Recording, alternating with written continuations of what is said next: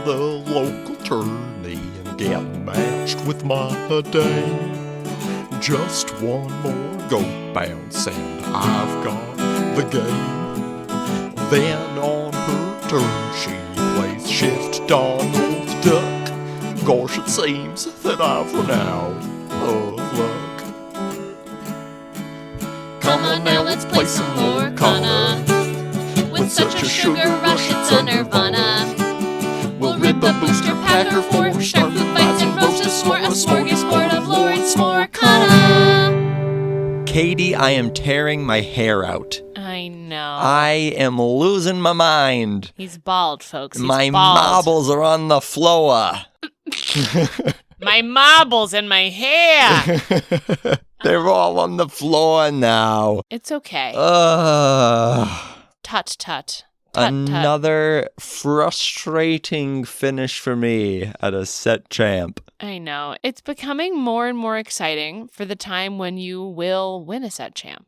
It's going to mean even more because of all the pain and strife you have been through. Maybe. I don't know. If it was on a Tuesday, maybe it would happen. Because on Tuesday, I play a deck. I play Sapphire-Steel. I go into a local tournament, and I go undefeated. I roll through it. I'm having a great time. I feel like I cannot be beat. The weekend rolls around. You tag the words set champ onto the event, and I tank. I know. I'm going to give him a minute to breathe here. I'm Katie. I'm Brett. And welcome to Smorcana.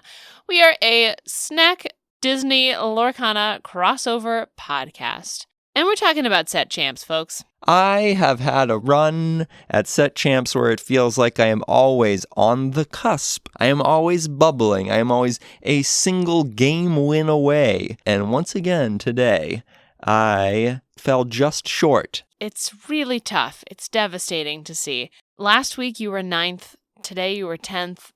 You're right there and you're playing really well and it's just not shaken out. I mean, that's Lorcana, baby, as we always say. But sometimes, especially for set champs, I mean, like you said, it can be a Tuesday and you're doing great and there's no stakes and whatever. And then it comes to be a set champs and you just don't make it. Just barely. Yeah. Just don't make it just a little bit. It's really frustrating. Yeah, last week it was 1.3% opponent's match percentage and the decision to not draw that kept me out of the top 8. Today, I started out 2-0. My third match went to time. We only finished 2 games in the time allotted. We had a minute left when we could have started the third game, so it wasn't even worth trying to shuffle and even start playing. And then I proceeded to get matched against Hyper Aggro on the draw, and I lost at 19 lore in the third game. Oof. As my opponent reached exactly 20 with a Gathering Knowledge and Wisdom. And then in my winning in against Emerald Steel, I was on the draw again. My opponent, who's awesome, shout out to Steve, a listener of the pod, a wicked cool guy. We had a lot of fun. That said, I did lose in excruciating fashion in 3 games. I fell victim to the famous shift Diablo into Ursula Deceiver of All into Prince John and Double Sing Sudden Chill line a couple of times. And so that kept me from the top 8 today. Once again, a single game win in a couple of different spots, and I make the top 8. So I'm just feeling a little frustrated still. I'm feeling like I'm right on the edge, and I'm feeling like it's worse than if I had just not won any games in some ways. You know, I kind of wish I just flamed out because I have a rictus grin plastered across my face right now. Yeah, it's tough. It eats away at your soul for sure. I've watched you slowly lose pieces of your Lorcana soul. Lorcana's killing me. But you know what did get hinted at us today from Rob, who, as listeners know, often comes up with really exciting formats for the game. He said he's thinking of a really exciting palate cleanser for next week. Ooh, that sounds fun. I'm going to look forward to that. There was a lot of good to come out of the day. We were exhausted from a wedding that we went to yesterday. Ugh. And so, rolled in with, as ever, trying to roll in with no expectations, just going to go and have a good time. And I did have a really, really good time. I played against really cool opponents all day. Shout out to everybody who mentioned the podcast, Alex and Steve in particular, who were some of my opponents who do listen. So, I had a blast. Had a really good time. Always love flipping cards around. Always love playing Lorcana with the pals. Just, in terms of purely results, a little bit frustrating. Of course.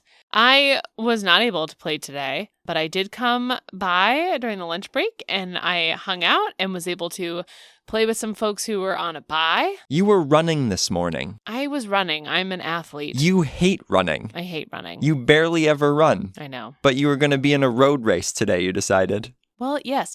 So my sister and I like to do 5Ks for health and for chatting. So we had this one planned for a while, and it just happened to fall on the same day as said Tramps. But, last week I had a great time. I got my Mirabelle. I'm content. So I was sad to not be competing with all of our pals in Summersworth. But it was great to check in with everybody, kind of soak in the vibes, get to celebrate wins and hang out and just kind of take it all in and feel like it was almost as if I came and then I just had a couple bye rounds at the end. Speaking of wins, shout out to Tanya. Yeah. Who was the number 2 seed going into the top 8. Cool soccer mom Tanya. Now, this is so cool to see. She has come so far as a player in such a short amount of time. This is somebody who had never played a game like this before, who rolled in with a pal to some league nights and some casual local tourneys, started playing, learned so much so quickly, and has become a really good player in her own right. Look at her go. Yes. She was 3-1 going into the final round, and she really wanted a Mirabelle. And she was like, should I draw? What do I do? Do I play? And, we were talking through the different options, and, I applied the gentle peer pressure of, you should play. The game's about playing. And especially because I'm pretty sure she was in no matter what, given her strength of schedule to that point and the fact that she was already 3-1. But anyway, she did play it out. She went 4-1 in the Swiss. She was the number 2 seed, and she took home her Mirabelle. So exciting for her. I know the other soccer mom, Jess, I got to play with on a bye, which was a lot of fun. She was a bit deflated, much like you were feeling, Brett, too, today. Just wasn't her day. I mean, she's also come a long way as a player. They both have. They're both great players in our meta, but we were so stoked. And she was also stoked for Tanya. It was awesome. In other cool news from the set champs, an employee from Ravensburger happened by the store. This has never happened before. Right. And decided to just drop off a bunch of additional prizing. Yeah. We're talking first chapter packs, first chapter starter decks, into the Inkland starter decks, and it was inversely graduating prizing. So basically, like, if it wasn't your day, if you didn't have as great a performance, you got better prizing. So folks near the bottom of the standings walked away with first chapter starter decks. Yeah. It was so cool. Yeah, really nice. Really nice to have that incentive to stick around, right? And wonderful participation prizing from Diversions, as ever, always makes it a great time. Another great aspect of Diversions that we haven't really talked about much, but I delved into it quite a bit today, is the freebie bin of Lorcana cards. So in Diversions, a lot of stores will sell commons and all kinds of cards that you can get online for, like, a whisper. They'll sell them for 5 cents or 10 cents or whatever, some kind of a bulk. But at Diversions, there's a little bit of a take a penny, leave a penny kind of a situation where there's a box that you can just put any cards you don't need, any cards you have plenty of copies of that no one needs for trade. So typically it's a lot of commons and uncommons, sometimes some underused rares or some very common rares are in there. So I, like I was saying, wasn't playing today. I had a lot of time, and one of our friends, Amy, stopped by, who does not really play Lorcana, but listens to the pod and is interested in it. So Jimmy and I were able to kind of put together a little deck for her to play, just out of the freebie bin. There were so many cards that we could make like a, mildly functional deck out of discarded cards, out of, a garbage pile, essentially. So it was awesome. It was a lot of fun. We had a lot of people coming by to watch the game because they were so confused about what was happening. But it was a blast. It was awesome. Yeah, those kinds of freebie bins are wonderful. I think everybody in our meta is very generous with their extra cards. And as soon as they kind of accumulate their playset, everything else becomes this extra. And so there's a fairly well-stocked bin there. Yeah, and so it's so wonderful to be able to help new players latch on and accelerate the growth of their collection.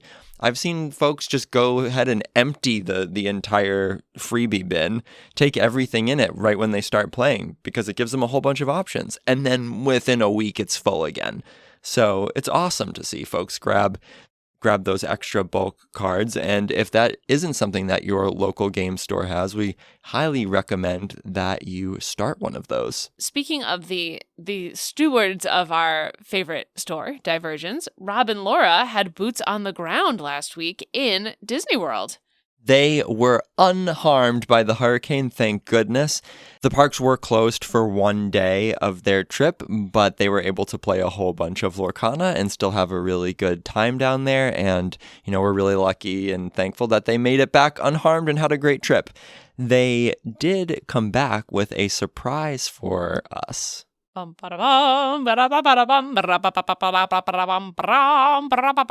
was a very exciting surprise. So they spoke to the big cheese himself. The boss of Disney. Walt Disney. No, they talked to Mickey. They talked to Mickey Mouse and they had him sign a Lorcana card that had his own face on it. So we now have a Mickey Mouse signed by Mickey Mouse. They gave us a Mickey Mouse signed Mickey Mouse. Thank you. It is very cool. It is in a special spot in our display binder now. We love it so much. So Rob and Laura were there for the Mickey's Not So Scary party as well. We have not gotten the full download on what that was for them. We have to have a separate session where we just ask them questions ad nauseum about their trip. But they were there for all the Halloween spooky times. And right now, dear listener, if you are in Disney World, or I guess are going in the next week or months or however long this lasts, there is a secret word that you can say to the cast members at the Main Street Confectionery, and they'll give you an exclusive popcorn. What? Yes. So what this means is if you go to the confectionery, normally they'll make you an amazing popcorn. You can pick your popcorn base. They've got all different kinds. They've got caramel popcorn and buttered popcorn and fruity popcorn. You make your base. They put it in a big bowl. And then you can put toppings on it. So you can put chocolate sauce or caramel sauce or vanilla, whatever, all kinds of stuff on top of it. They can put cookie crumbles and M&Ms and Twix bars and sprinkles and anything you can think of goes on this popcorn. And then it's like a work of art that you get to carry around, and it's the best thing that's ever happened. And you get so much popcorn, so much bang for your buck. I digress. If you go to them and you say Doom Buggy, like the little cars that you ride in a haunted mansion, they will give you this special haunted mansion themed popcorn. That's like a popcorn speakeasy. It's so cool. My sister and I tried it once, so it's not always necessarily around Halloween time. They'll do different secret passwords at different times of the year, but if you go up to them and you say the password and they still have it, they'll nod at you and be like, I see. And then they'll just make you this popcorn. You don't have to tell them how. They'll put together all the little pieces and then they hand it to you. When we did this, they gave us Haunted Mansion colored popcorn. So it was green and purple and popcorn colored. And they put M&Ms and Twix bars on it and all three kinds of chocolate. And it was like an amazing sugar punch to the face. And we ate as much of it as we could before we died. Is it sticky? No, it's great. So it's like, you remember that like hard shell thing you could put on ice cream and it would harden? Yep. It was like a sauce, but it got really hard. Sure, yeah. This is like that. So once you get it, it's like chocolate pieces essentially. Gotcha. So the sauce isn't like wet. I'm always concerned about the level of stickiness of snacks. I know you are. It's definitely messy, but it's not sticky. It wasn't a nightmare. Okay. It was just like a snack. So it is theoretically Lorcana compatible. No. It's not that clean. And once you take it out in the Florida sun for like 5 minutes, it's melted. Okay, so you want to get it at night. Hazard warning, don't get the Doom Buggy secret popcorn and play Lorcana. Right, or get it at the end of the night, put it in your bag, bring it back to your cool hotel room, and eat it when it's room temperature. Okay. I just want to make sure that we're being responsible about our snack advice given the, crossover interest of our podcast. Of course, it's only fair. This is making me so hungry I want popcorn or something, literally anything now. I know, let's go get some lunch.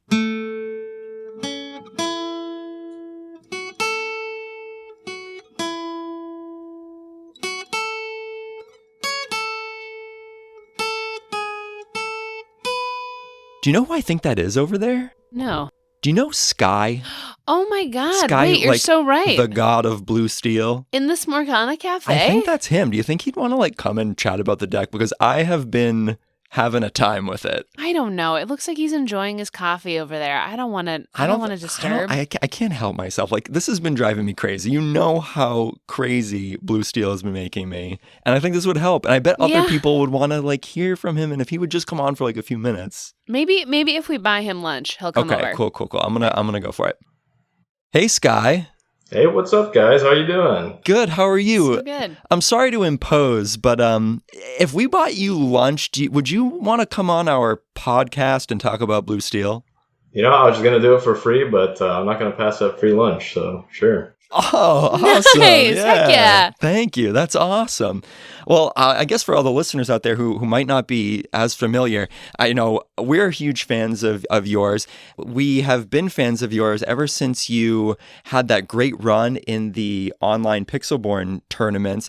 You played in 4 and won 2 of them, and these were huge tournaments. You had a top 16 finish at the DLC in Chicago, and you've just been at the forefront of developing Blue Steel and playing it at a really high level for such a long time. So it's an honor to have you on the podcast. Well, thank you. It's an honor to be here. I think that was an introduction that was probably worth more than I deserve. So no, I think that's accurate for the one of the godfathers of Blue Steel. Would you mind giving our listeners a little bit of a rundown of what brought you to play Lorcana? So my family was always huge Disney fans. I've been to Disney World, I think, around 25 times. So that was kind of just our vacation spot. And then I started playing card games, I think probably around when Hearthstone came out. So I was in middle school. And I just kind of fell in love with that style of game. I was never a fan of I don't know, more traditional FPS shooters or styles of games like that. I was always a little bit more strategy oriented. So put a lot of time into Hearthstone and really enjoyed it. I also collected Pokemon cards as a kid, so I can't remember what year it was, but I was like, I should just try this game. I never played the game, actually. I just collected the cards. And I actually really liked how much depth there was for something that was, just a kid's card game. Also dipped my toes into Magic a little bit more, just played that more casually. But yeah, when Lorcana came out and I heard there was a Disney IP-based card game, I was like, well, if it's a good game, I got to give this a fair shot. I'm already a huge Disney fan, so it's kind of two worlds coming together. And the game turned out to be very good. So once I heard people from Magic were kind of involved in the rules creation of it, I was like, well, this should be a pretty strong based game, fundamentally. And it was, and I kind of fell in love with it. It's one of those things where I've heard it said that because it was a Disney trading card game, it was going to be reasonably successful, that the game didn't have to be as good as it actually is. No, for sure. It's so wonderful that it's also an amazing game in terms of its fundamentals and its design. Yeah, I think they knew people were going to at least buy it for a while just because it's a Disney card game, but whether or not the game was good was going to keep the longevity of the game in a good spot. Didn't have to go as hard as it did, much like for sure, yeah. Much like Phil Collins with Tarzan. It did not have to go that hard, but it did. Absolutely, yeah. So let's turn to Sapphire-Steel here. It's a deck that I would say I love. I love this deck. I love the way it plays. I love that it has lots of different playlines and flexibility. but I've also, had frustrations with it. So what do you think it is about Sapphire-Steel that makes it an appealing deck that draws people to it and makes people stick with it? I guess I'll start by saying what made me, attracted to it in the first place. So I started playing in set 2, and when I first started, I was looking for any data that I could find. It was kind of hard because there's no official tournaments like there are now to find actual metadata and like what people are playing. But there was a couple websites, and they had some data of like Pixelborn play rates, and I noticed that everybody was playing red purple, and I had kind of heard of that in set 1. Was red purple was just like this tier 0 monster that it was either you played it and played these grueling mirrors, or you were just sad when you sat across from it. But there was like a 48% win rate when I checked for red purple, so I was like, something seems wrong here. If this is actually a tier 0 deck that's, this unstoppable tyrant of the format, why is it should be at least above 50%. And so I was really confused by that, and I checked the other decks, and the one with the highest win rate was Blue Steel with like 56% or something. And so I was like, okay, well, I started playing some games in Pixelborn of like a list I found, made some changes pretty early on. People were playing like the big shift Cinderella and like the 2-cost Steel Cinderella. I really didn't like that. I thought it was kind of a win more card almost. Like if I dropped it, it was like, yeah, I probably already won this game whether I have this or not. Changed that, I think, to Gaston was a main change. Then also Develop Your Brain was a card that I fell in love with that not many people were running. That's what made me attracted to the deck. First, the win rate I saw was probably better than what the play rate was for it. There wasn't a whole lot of people playing it. And then I also thought when I started playing that it beat red purple like pretty badly in that set. I think I had like a 78% win rate or something over a couple hundred games versus that matchup. And I was like, well, if it beats the deck that 65% of people are playing, then this is a good deck. So it's interesting because red purple, it was the reason that I think a lot of people started playing Blue Steel, and then it's become the matchup that might be its hardest. Locations definitely changed the game for sure. I think that was the first time where at least I had to really look at the deck and try to adapt the list. I think people now talk about Blue Steel being this, we always find a way to adapt to whatever the meta looks like. But that was the first time when I was kind of scared because I was like, well, we're not beating red purple easily anymore, so we have to do something. And do you think it's that flexibility that makes you love the deck as much as you do and keeps you playing it? So there's always going to be a core with Blue Steel. Obviously, we want to ramp on turn 3. Well, some people like to ramp on turn 2 as well, but Fishbone Quill is like a critical piece that is always going to be the same. For me, having a 2-drop is always going to be the same. Having a Popsicle and having a Hiram as a card engine will probably always be the same as long as it's legal. So there's like a core to the deck. Each set, it still feels like you're coming back to like that classic deck that you love and doing the same stuff. But you do get that like flexibility of, okay, well, we're going to play Force Me, but what do we need to play in the 2-drop slot for this format? What's popular? Do I have to play Broom because green and Diablo is everywhere? Or do I have to play Argus because I'm worried about locations and red purple? Or even I was playing Razul because of Steel Song and also red purple a little bit. Yeah, I also I am always attracted to the flexibility of Sapphire-Steel. And similarly to what you were just saying, I had Razuls in my list this morning and swapped them out for Argus, expecting a whole bunch of Ruby. I think our whole meta has shifted to Ruby Sapphire and Ruby Amethyst in the past couple weeks here. So, but I know that Brooms are also doing quite a bit of work if Diablo is continuing to be a menace. Brooms are great. They struggle very hard if you can just drop a Broom every game turn 2 versus green steel. Yeah, I wish that I had a couple of Brooms in the list instead of Argus today, but what can you do? So help me out here, Sky, if you don't mind.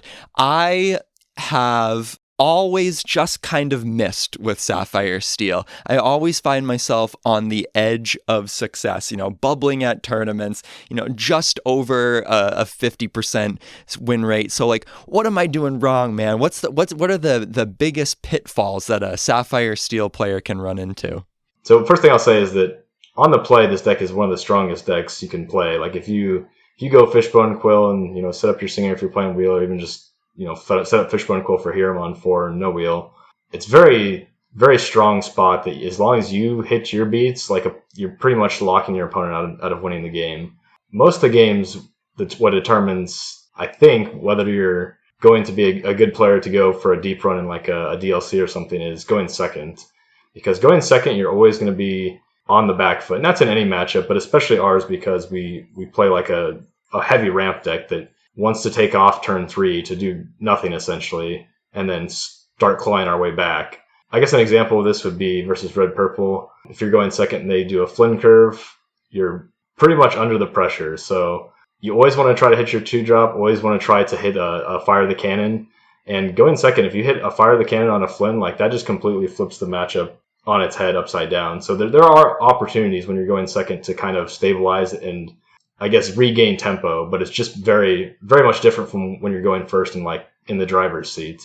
As far as mistakes though specifically, I think some things that I have seen since set 2 with Blue Steel is people don't put enough priority on always hitting a 2-drop. I've seen it in both like deck list creation and as well as just in matchups. Some people say, oh, this matchup, hitting your 2-drop doesn't matter. I'm going to mulligan it away.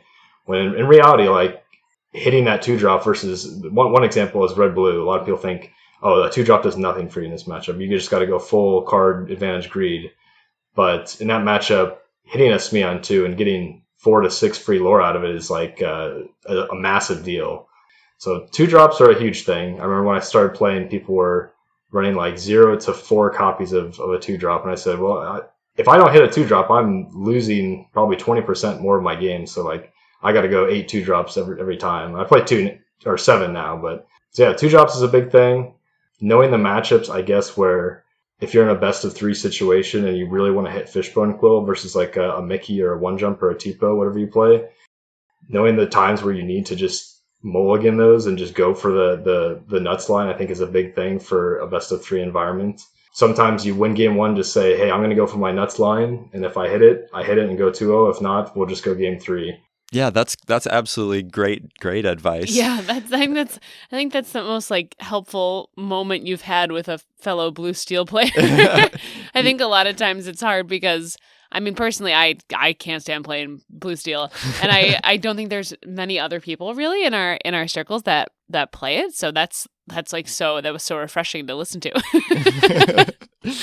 Yeah, especially knowing when to go for the quill. I think Visions of the Future is a card that has changed Blue Steel maybe more than any other card. Yeah, I definitely agree with this set. Has that been a card that has made you more willing to play the No Whole New World version of the deck?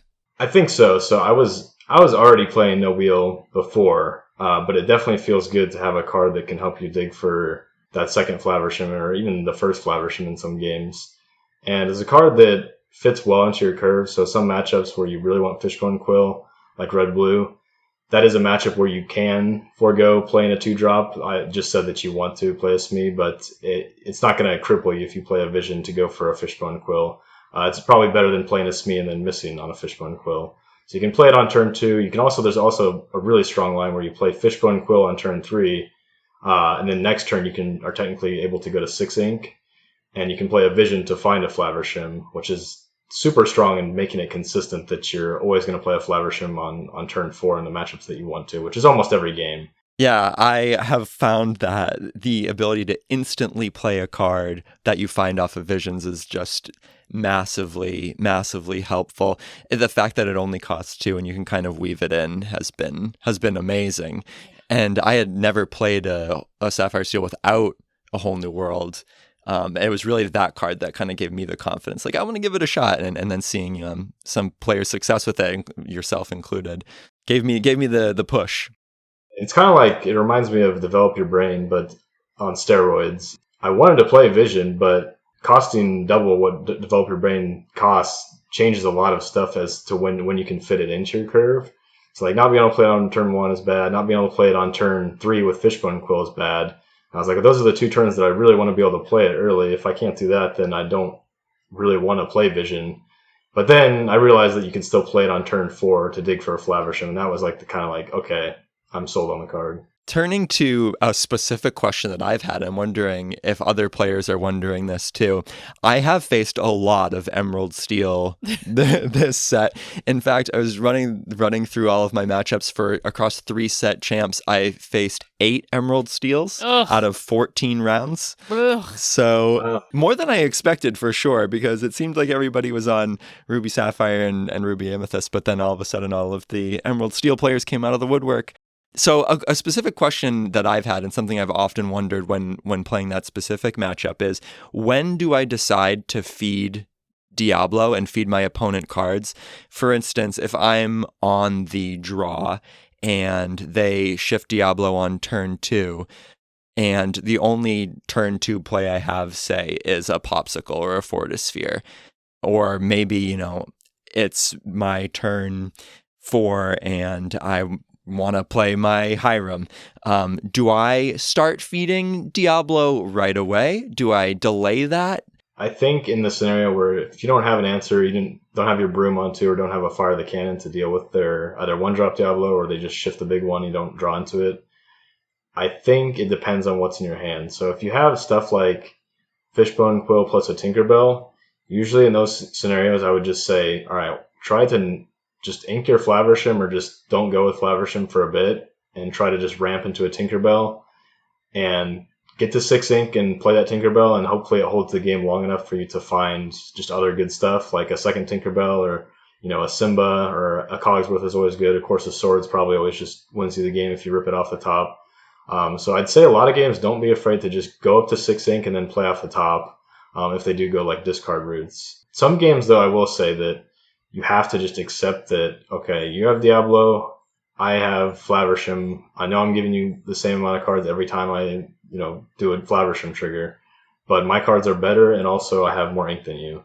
I think that kind of depends on how many cards they have in hand. Some scenarios, like especially mid-game, if they go with a Diablo that you don't have an answer to and they went heavy discard with, say, like Ursula Deceiver early, you are more likely to want to not give them cards because they're off of 1 card. They have a slow clock. Like, you can feel like you can still just maybe top deck your way out of it versus giving them, a whole option of stuff to sing. Stuff like Bruno at that point is pretty brutal if you drop something that just, like Simba or Tink, that just gets discarded right away. So I think it depends on how many cards they have in their hand at that point. If they have a bunch of cards, you pretty much just play with the idea, okay, they're going to do whatever they want. Like the best thing in their deck, they're going to do it on their turn with their ink. They're limited by their ink versus their hand. So you just want to say that I have more ink and I just need my answers and just keep drawing through the Flaversham. It gets to a point where they're like, 5 and then 7 cards, and you're just like, okay, well, I'm just looking for my Swords and Tinks to clear the board, so you have to kind of just spend all your ink playing characters next turn. That's super helpful. Yeah, I think having the confidence to play off the top of your deck is really strong advice, and knowing when to do that. That's probably the one thing that I see most people being a little bit too afraid to do in the matchup. The one misstep is they know Flaversham is strong, and that's what they'll always go for. But then sometimes they're like, oh, I'm playing against this card. I can't play my Fishbone Quill and ramp up. That's just stupid, right? I'm getting rid of way too many cards from my hand. And then they just kind of play this slowly just gaining disadvantage from their opponent. Their opponent's doing what they want, but they're taking suboptimal turns because they didn't take the turn to ramp. I think it's very important to just say, okay, I'm going to play my Fishbone Quill in this scenario, and I'm going to go to 6, play a Cogsworth or a Tinkerbell, and just live off the top. Yeah, just don't be afraid to play the Quill, I think, in that matchup. That's really, really helpful. Our last question for Blue Steel in particular, are there any cards that intrigue you that, you've maybe tried to squeeze into the list, or are you feeling like you've honed in on your 60? So at the start of the set, I was playing Razul. I think that was one of the things that kind of interested me. Razul and Kronk were the two, because Steel Song was much more popular. Nobody was playing Green Steel. So you only saw Diablo with maybe Yellow-Green, which is still also not played at all. So at the start of the set, I liked that. Now Steel Song is seeing a little bit less play. Those cards are kind of, especially Kronk, kind of useless in other matchups, so you don't get a whole lot of utility there. So I took those out. One card that I used to play, which was one of my favorite cards ever, was Gaston, the 6-drop. I tried him out this set because I was like, maybe we can afford to play 1 or 2 Gaston. He's a good card advantage. We could play on top of Flaversham. But I ended up dropping him because I think, although he does net you that one card that you can dig for, and it's really nice, and he still quests for 3, which is great. Most of the time, I was like, I would just rather have an aerial and just threaten to quest for 5, and if I have a dime next turn, quest for 10. Other than that, though, some newer stuff that I'm more interested in is actually Chicha. So I just started playing Chicha after like a long test session with my friend Moyen, who's a really good player from Europe. Oh yeah, Podkana Moyen. Yep, he was asking. He's like, "Have you tried Chicha? Like, what do you think about that?" And I said, "I tried it in my head, but I haven't tried it on paper." So we gave it a try, and it turned out to be like very good for the matchups that it was good into. So I'm very excited to keep playing her and seeing just how far you can, like the lines you can go with her. So have to give that a shot. Very fun too. So if you're looking to spice it up a little bit, I think she's a good way to do that. Yeah, I think the pet card that I have tried is, instead of maybe a third Hades, is one of the new legendary Arthur. Yep, that's one that a lot of people, I think people had very high hopes for that, and some people still will swear by like a one of it, but I think it's just not quite good enough to be uninkable, unfortunately, in my opinion. Yeah, no, I think that's right. I think there have been several occasions in which I've wished an Arthur was a Hades, but I've never wished that a Hades was an Arthur. Yeah. Usually, unfortunately, the boring utility cards that are good in most cases went over just because of that reason. So, turning to a more broad kind of question or avenue of inquiry here, what are the advantages of sticking with one deck? Is that something that you recommend that players do generally, or is it just that you really love Sapphire-Steel and that's why you've kind of made it your pet deck? Yeah, I for sure would recommend, I'd say, players at any level to stick with a deck for a while and try to find something that they really connect with and can seek out all the answers and lines with. You really do gain a lot of value based on like the absolute information you have with a deck. Like it may seem like, oh, like, you know, maybe this mulligan decision wasn't the best, but I don't think it affected the outcome. That stuff completely adds up in a tournament. Like these small like little details and values are what like determine a run with a lot of 2-0s at a DLC and versus a run with a lot of 1-1s. So there is a lot of payoff for knowing your stuff with the deck, and it also is a comfortable thing. So you're going to play better, especially at larger events, if you're a lot more comfortable with the deck. Just in general, you're not going to have as many nerves. There's times where you like are having trouble going deep into thought and thinking out, 3 turns ahead. You can rely on a little bit more of your instincts and what just naturally your first thought was to do with the hand that was in front of you. So I think there is just a lot of value in trying to find a deck that you really enjoy, and also just going deep into both the list and like what you can do in certain matchups with it. That's great to know. I mean, I think a lot of times, especially you and I, tend to flip between a bunch of different decks. I mean, and that's from playing casually too, I suppose, to a degree. But I think especially with going to DLCs back to back, kind of as we have, it's enticing to try different things, try different things on for size and see if it'll stick. So if Sapphire-Steel didn't exist, or like, I don't know, Hiram and Lucky Dime and Ariel all got banned, what would you... Let's hope it doesn't happen, but... Yeah, knock on wood, knock on wood. What's your second favorite archetype? What would you play instead?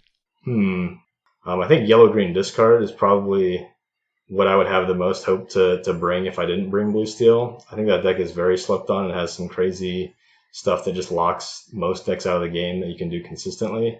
It's not a very fun deck to play against, but it's kind of a fun deck to kind of figure out. It's almost like you're playing like a puzzle, and you have to like each starting hand is like, okay, I have to adapt to what this gave me. I'll try to keep this, and kind of put together, because there's like 3 or 4 different super strong lines that you can do with that deck, like turns 1 through 4. So trying to figure out like, okay, how do I usually can like see your opponent's hand by turn 1 or 2? How do I, with what I know from their hand and what I have in my hand, how do I like lock them out of this game?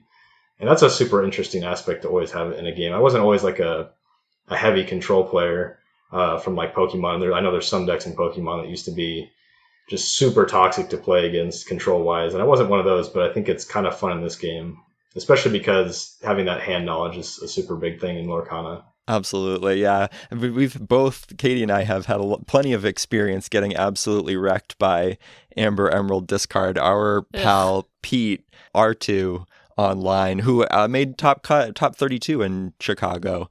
has been playing that list a ton against us, and it's particularly brutal against Sapphire-Steel, I think. I think that's a really, really tough matchup. If you're playing the wheel version, it is very, very sketchy just because you have so many songs that they're always probably going to at least threaten to have an Ursula Rip one, and there's more targets for bare necessities. But I think the matchup versus no wheel, I only play 3 songs, so it's a lot better. And you're also much happier to go just playing off the top if they go like You Have Forgotten Me. You kind of do that same thing where you go up to like 6 ink and play a Tinkerbell and then just play off the top.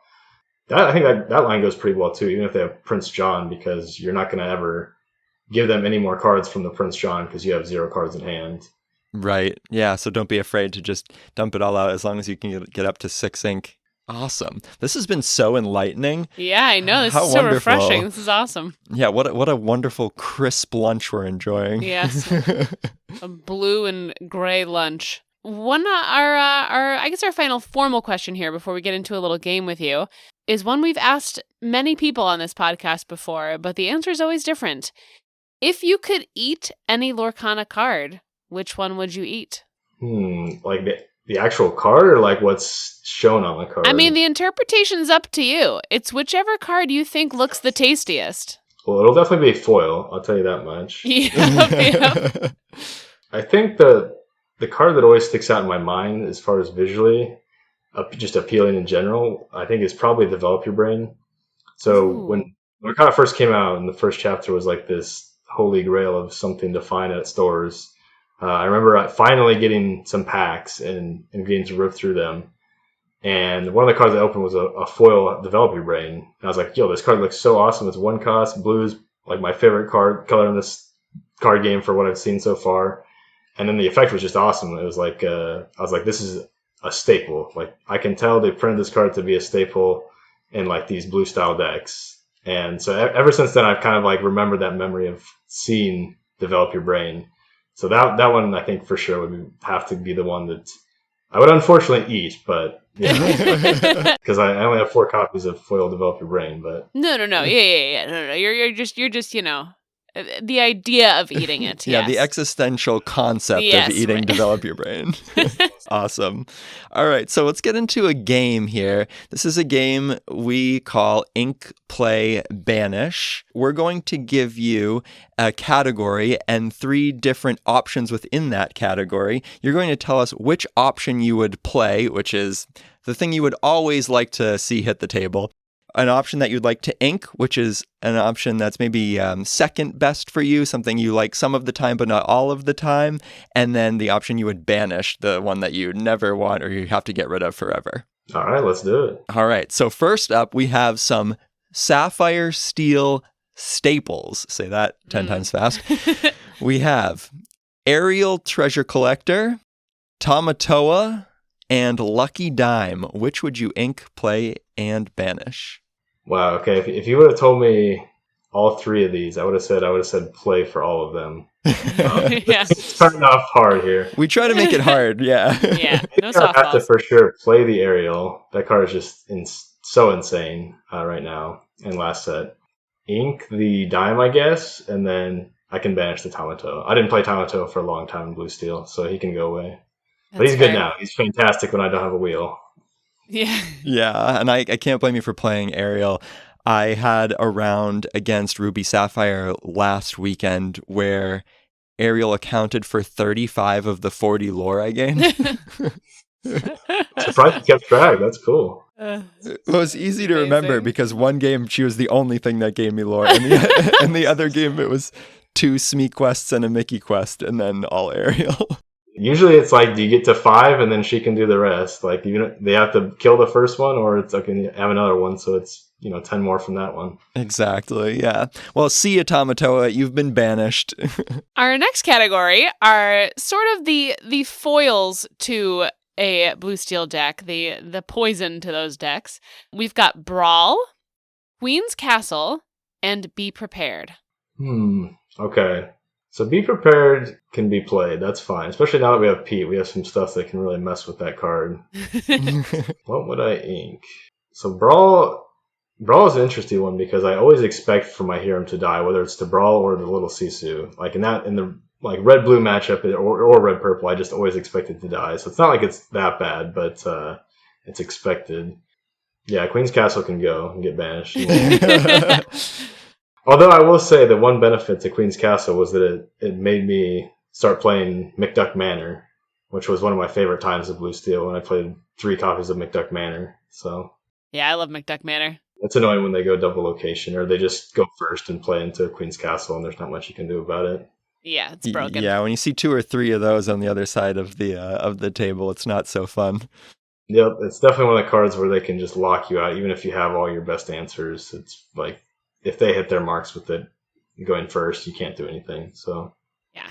And I've noticed that you're not electing to run Hideaway or Kuzco or Rise of the Titans in the current metagame. Just feel like you don't need them? yeah, I'd say it's one of those cards where you have to do the math on how many games did I A, have this in my hand for a card that I probably only run 1 to 2 of, and B, it's the right situation, and C, it actually had a meaningful impact on the game. Could I have won this game without this card? Yes, it felt great to play and banish their location, but was I in a good enough spot to just play something else and be all right? And if you add all those like variables together, I think it's a very small percentage of games, especially since red-purple is like the only matchup where you're going to see that.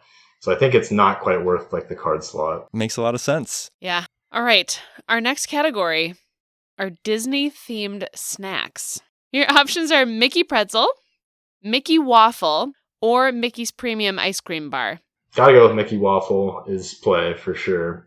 We can ink the premium ice cream bar, even though my dad loves those. They're just an ice cream bar.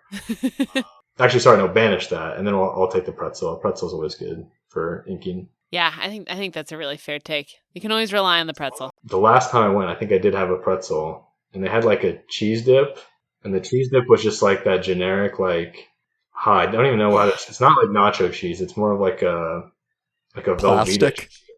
And I hate that kind of cheese, so I don't think I used the cheese, and then it's just a sad pretzel with some salt on it. Yeah, it's not good. That cheese is not good. No. But I remember at one point they had a different cheese, so Maybe they'll go back. hopefully. All right, one more. We're going to delve into an era in Disney animation history here, and I have a feeling of which way you're going to go, but let's go for it. We have movies: Treasure Planet, The Goofy Movie, and Emperor's New Groove. Okay, definitely banish Emperor's New Groove. I've seen it, but I actually like the Goofy sequel to it, better, the Kronk's New Groove. Oh, yeah. That once as a kid, I don't even know how we got it. It just showed up in our collection one day, and I watched it. I thought it was the goofiest thing ever. So that one's good. But the first one, I think I watched it after, and I was like, this is not goofy at all. Where's the fun Kronk stuff in here? Definitely. I mean, Treasure Planet's my favorite Disney movie, so I have to play that one. And then Goofy Movie is also our favorite, so we'll go ahead and ink that. Awesome. That's where we thought you'd land on it. Yeah. I'm sure most people that know me at least know that I'm obsessed with Jim Hawkins and John Silver, so I think people know that I'm a huge Treasure Planet guy. Totally. Well, Sky, thank you so much for playing Ink Play Banish and for enlightening us so much about Sapphire-Steel. We understand that you're going to Seattle for the DLC. Yep. Got tickets for it, so unfortunately I missed the last 2, but we got tickets for Seattle. Awesome. Well, we'll see you there. Look forward to meeting you in person. That'll be really cool. What else is next for you? Anything you'd like to plug? Anything you'd like to give a shout out to? Any projects that you want folks to be aware of? Unfortunately, I mean, I can give my Twitch name. It's Sky131313, but I haven't been streaming. We haven't had a client, if anybody's noticed in the Lorcana community. So hopefully that changes in the future. So I can start streaming again. I guess I have been on stream from, you guys know Wonderland. He does some streams. He's local to me. We've done a couple test streams. I'll do a couple of those leading up to Seattle for sure. So if you want to catch those, go follow him on Twitch. Awesome. Yeah, so that's Sky Lorcana on Twitter, Sky131313 on Twitch, and also follow Luke Wonderland from Team Labyrinth for his stream. So maybe we'll catch you there. So good to see you, Sky. Thank you so much for stopping by our table and joining us for lunch. We really appreciate it. Yeah, no problem. Thanks for having me. It was a lot of fun. I'm always glad to yap about Blue Steel, as I call it, because I always find myself just answering a question for like 5-8 minutes and just getting lost. No, Hopefully I didn't do that too much today, but you didn't. It was great. Yeah, you are very eloquent. We really appreciate it. We'll see you around the restaurant. yeah, thanks for having me.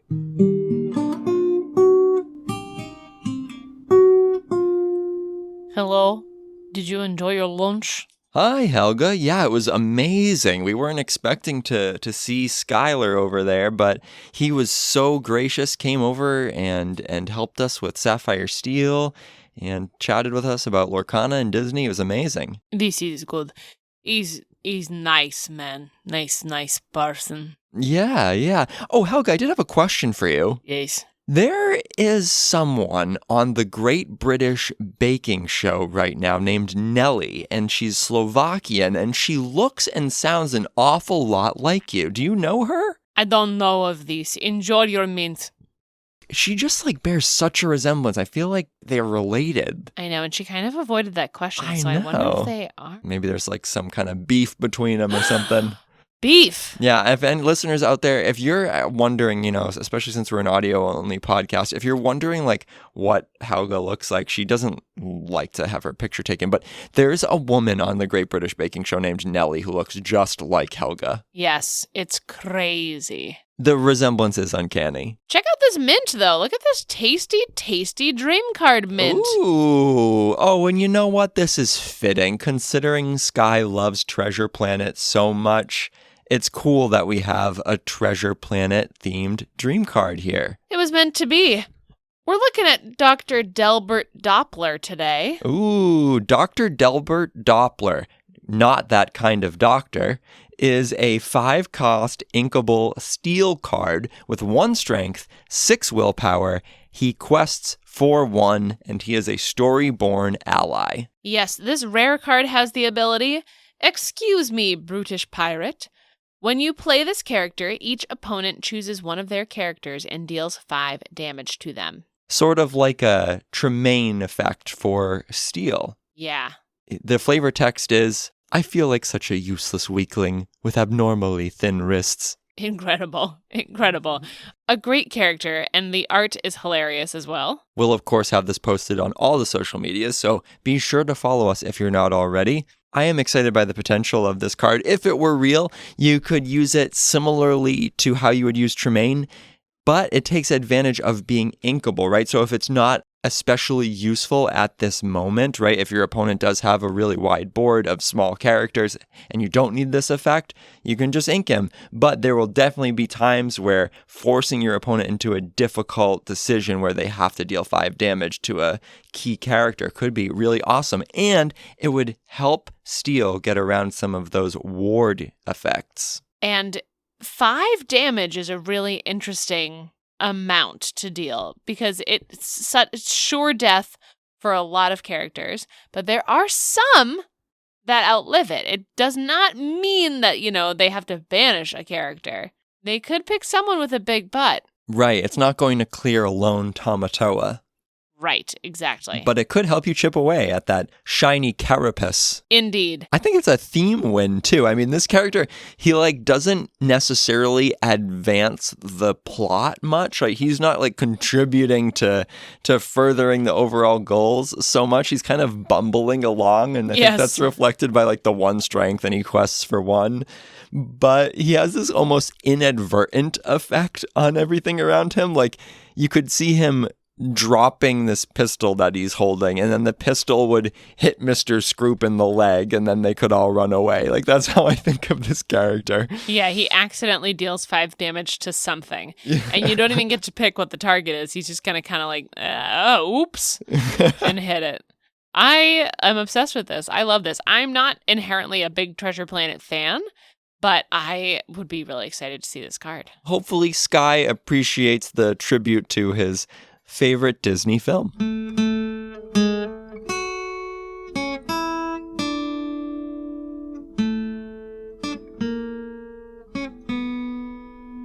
What do we got next on the menu, Katie? Oh my gosh. Okay, we're counting down the days to Seattle here, folks.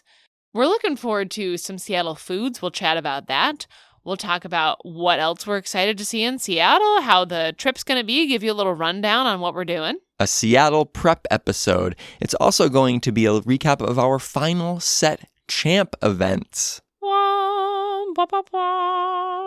Katie, you're going to grace us with a bet you didn't know about Diz. Ooh, am I meant to believe that it's a spooky bet you didn't know about Diz? Spooky, spooky, ghosty ghost. Oh, that sounds like a certain spooky ride at Disney World and Disneyland. I can't do a scary laugh. Can you do a scary laugh?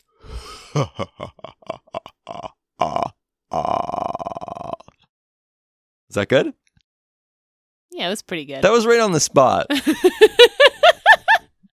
I can't do one. I think that was like a stereotypical spooky laugh. I think it's like creepier if it's very inhuman almost. Like if it's just like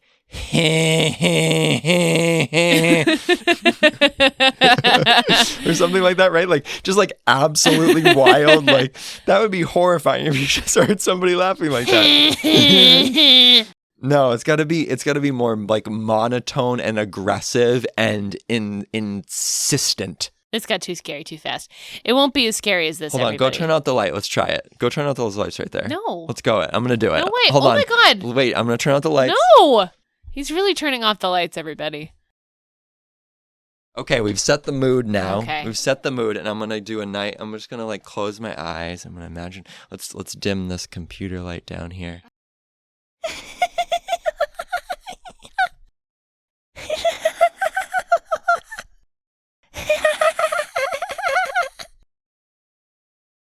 Well, I hated that. You do That was one. definitely scary. Yeah, you do one. Okay. Ha, ha, ha, ha, ha, ha. Nah, nothing. Wah, ah, ah, ah, ah. No, nothing still. No. Help me. Yeah, that's good. More of that. Help me. Yeah, that's pretty good. Yeah, that's it. We'll work on it for next time. Maybe we'll do a spooky episode. Ooh. Until next time, everybody, make sure you're following us on all the social medias. Consider leaving a review on Spotify and or Apple Podcasts. And until next time, everybody, keep on snacking. Yum. Turn the lights back on.